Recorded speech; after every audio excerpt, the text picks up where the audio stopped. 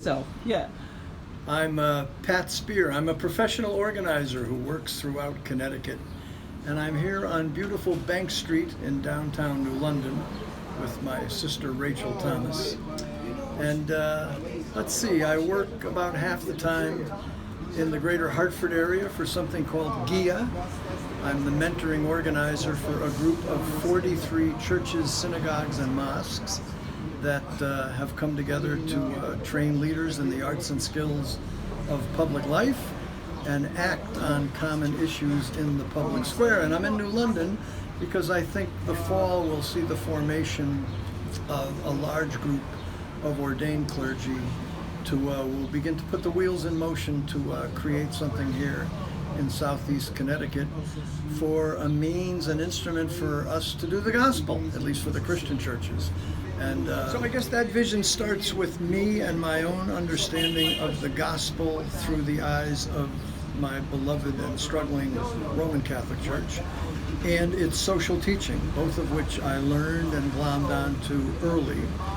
And to me it's pretty simple, which is that if the love of neighbor does not become incarnate and take the form of real action around real issues for real tangible changes in people's lives, then there's something inauthentic about it, right? And I don't say that as a condemnation, but an invitation to religious people around the state of Connecticut to let's start conversing about that. So in the last year, GHIAA, not to brag, because it could always be better, but GHIAA has changed the lives of an estimated 18,000 residents of Connecticut who were living under the burden of something called welfare liens, which we abolished. And then we helped the lives of an estimated 375,000 people in Connecticut because their slate of criminal behavior is being wiped clean through something called Clean Slate. So I think there's something to do with our nature of the incarnation when we ask ourselves, how is our faith being real in the public square? What exactly are we doing? And especially, especially by way of actual tangible action, not just a discussion group, not even a good discussion group like on racism. The purpose is to have the word become incarnate and for our love of neighbor to have actual effect with each other. This just popped into my head now, but imagine the Samaritan story if it was written in by the gospel writer in the form of an email. I heard about a guy who helped someone on the road. It wasn't like that. The Samaritan story is all about, as our Pope says, getting your hands dirty, starting to smell like the sheep, right?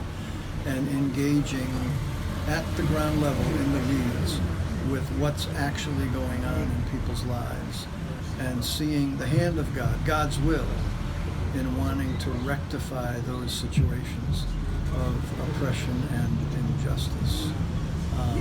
Calls all of God's people, especially through their religious institutions, to do justice, to love the neighbor in their fullness. And in public life, there's some great quotes about, who is it, Martin Luther King, or somebody said, justice is love's demand.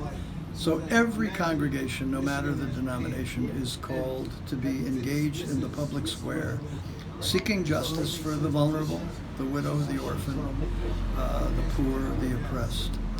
And that call goes out to you whether you're in the wealthiest, most opulent suburb in Connecticut or in one of its deep,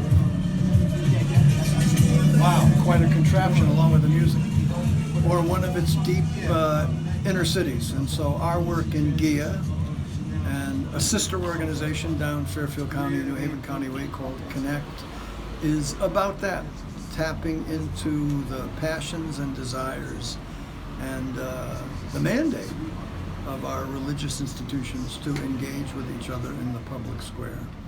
So I don't know if I look like I'm in joy because of this work, but I'm in joy for being a grandparent 4 times over and a faithful spouse of 45 years this month, but add to that in equal measure the pure joy of helping congregations get started on the organizing process.